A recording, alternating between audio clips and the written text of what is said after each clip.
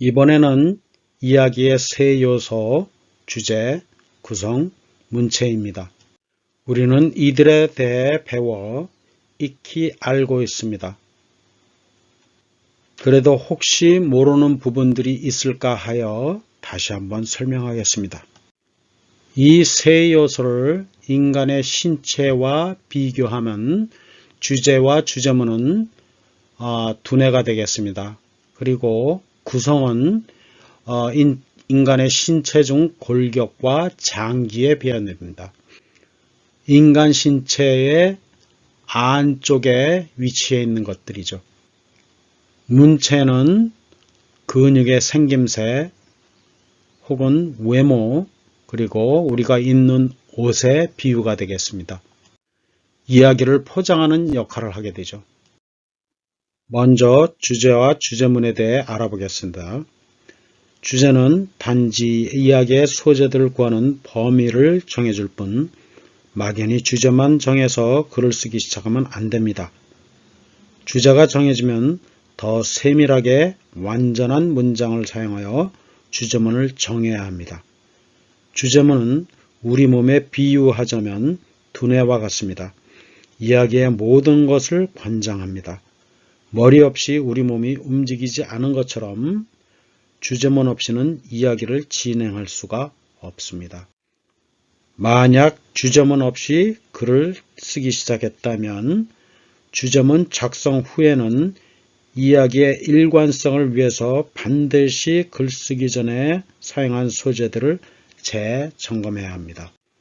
모든 소재와 표현들이 주제문에 연결되어 있는가를 확인하시기 바랍니다. 주제를 고를 때는 작가가 살면서 개인적으로 절실하게 깨달은 것이나 느낀 것이라야 글의 깊이가 있겠습니다. 뼛속에 깊이 새겨진 경험들, 절대 잊어버릴 수 없는 강한 임팩트를 받은 사건, 이런 이야기들은 주로 독자들을 즐겁게 하며 어떤 교훈을 얻도록 하는 데 목적이 있습니다. 만약 주제가 타인에 대한 것이라면 대상들을 치밀하게 관찰하고 느끼는 바가 있어야 합니다. 이렇게 하기 위해서는 사건이 벌어졌을 때 주위 환경이 어떠한지, 관련된 사람들이 어떻게 말을 하고 행동을 하는지, 심적인 부분들이 어떤 표현으로 나타난지를 면밀히 관찰해야 할 것입니다. 비록 픽션이지만 기억에 많이 남는 것 혹은 자료를 얻을 수 있으면 많이 얻을수록 좋습니다.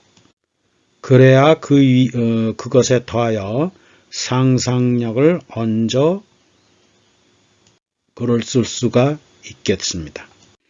non-fiction인 다큐멘터리 글을 쓴다면 사실을 담고 있는 자료들을 보관해야 합니다. 즉 확보해야 한다는 거죠. 역사를 살펴보며 가장 극적인 사건을 택하여 이에 대해 연구 조사를 하여 독자들이 알지 못하는 면들을 주제로 삼고 흥미롭게 이야기로 써내는 거죠. 또한 학교나 직장에서 그야말로 드라마틱한 일을 경험했다면 이 또한 주제로 선택할 수 있는 거죠. 이런 류의 이야기는 때론 실화를 바탕으로 했다고 단서를 붙이죠. 주제문은 이렇게 쓰여져야 합니다.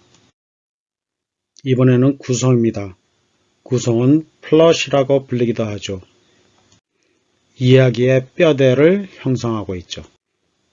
구성은 여러분이 아다시피 기본적으로 시작, 발단, 갈등, 전개, 절정, 파국, 그리고 결말로 이루어져 있죠.